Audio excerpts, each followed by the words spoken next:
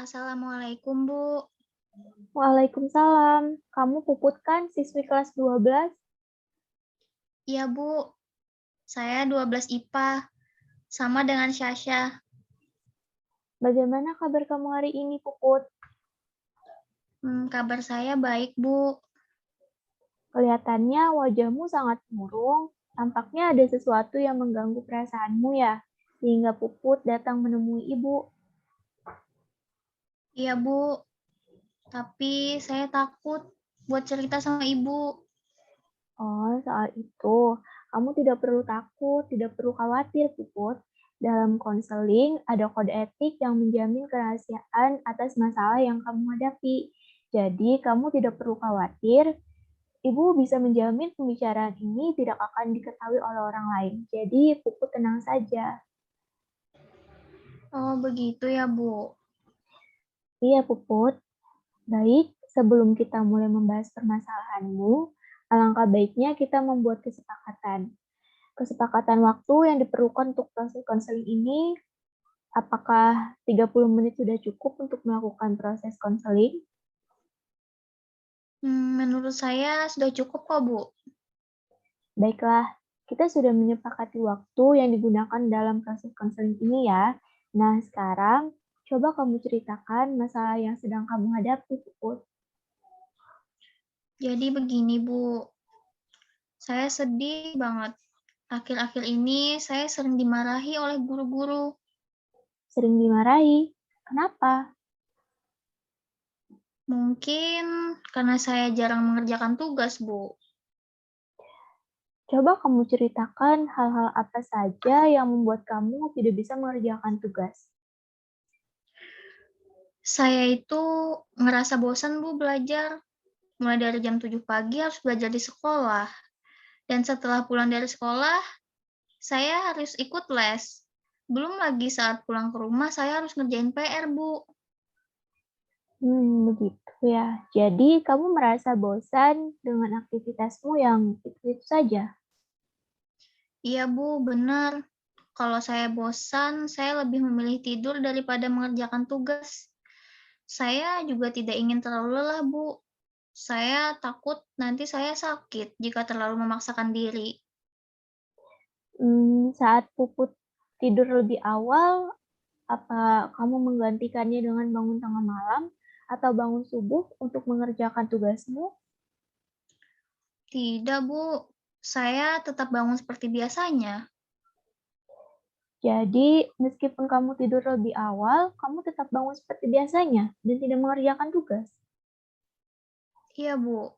Saya tahu bahwa apa yang saya lakukan itu tidak tepat, tapi itu membuat saya merasa nyaman, Bu. Saya sadar, seharusnya saya belajar dengan giat, karena sebentar lagi saya mau ujian.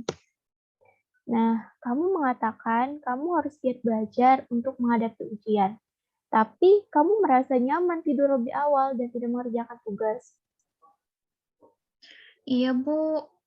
Saya bingung banget harus gimana. Saya sangat takut gagal ujian. Jadi, untuk seterusnya bagaimana? Saya cuma butuh motivasi, Bu, yang bisa membuat saya rajin belajar. Kamu butuh motivasi untuk belajar karena kamu takut akan gagal dalam ujian. Iya, Bu. Kalau saya begini terus, saya akan gagal dalam ujian, Bu. Jadi, Puput merasa tertekan ya menghadapi ujian. Iya, Bu, saya takut gagal, Bu. Kalau saya gagal, orang tua saya pasti akan marah dan teman-teman saya akan menjauhi saya. Ibu mengerti dengan perasaanmu. Berdasarkan cerita Puput, kamu mulai bosan belajar karena jadwal belajarmu terlalu padat. Tapi kamu merasa takut gagal dalam ujian karena kamu tidak tahu harus bagaimana agar semangat lagi. Betul begitu, Puput? Iya, Bu, memang betul begitu. Ibu paham dengan apa yang kamu alami sekarang. Pada dasarnya, kita memang akan mudah bosan ketika menjalani aktivitas yang itu-itu saja. Apalagi di umur kamu yang sekarang ini, pasti sangat suka mencoba hal-hal baru yang lebih menyenangkan. Orang-orang biasanya memanfaatkan weekend untuk berlibur kumpul dengan keluarga, ataupun jalan-jalan dengan teman-teman untuk menghilangkan rasa penat karena aktivitas yang membosankan. Iya juga sih, Bu. Nah, sekarang coba kamu pikirkan hal apa yang membuat kamu semangat. Biasanya saya mendengarkan musik, jalan-jalan, nonton bioskop dengan teman-teman saya, Bu. Nah, Puput sudah tahu hal yang membuat Puput bersemangat.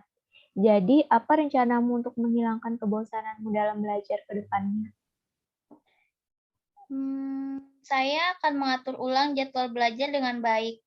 Kemudian merencanakan jalan-jalan bersama dengan teman-teman saya saat weekend minimal 2 kali dalam sebulan dan sesekali mendengarkan musik saat mulai bosan belajar, Bu. Bagus, kamu telah menemukan solusi yang Ibu pikir sangat tepat. Dan apa kamu mau melakukannya dengan sungguh-sungguh? Tentu saja, Bu. Saya ingin sekali meraih prestasi seperti dulu lagi.